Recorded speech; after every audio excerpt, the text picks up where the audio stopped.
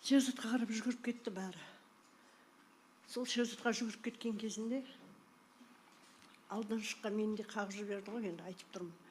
Содан кейін бәрі Шерзат қарап кетті деп орнынан тұра алмай жатырмын, бірақ балдарыма қарасам, Шерзатты сол жерге барған адамның бәрі қол көтерді. Судья, түсінесіз ба? Бір адам қалған жоқ, ол жерде қол көтермеген, аяғымен теппеген.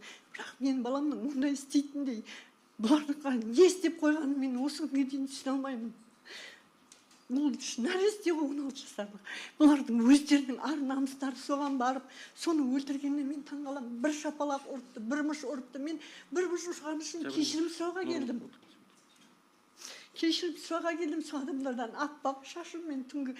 Менің балам түнде жүретін бала емес. Ол зарядкаға деп барған. Үйде жатқан бала зарядкаға деп барған. Соның аралығында жаңағы Қытайда оқитын бала Қытайға кететін болып, сол папасынан сол напитка анау-мынау аламыз, зарядочнигімді алып қайтам деп барған бала. Ол түн ортасында, түнде күндіз ол қаңғып жүрмейді. Түнде жүргізген емеспін ол баламды.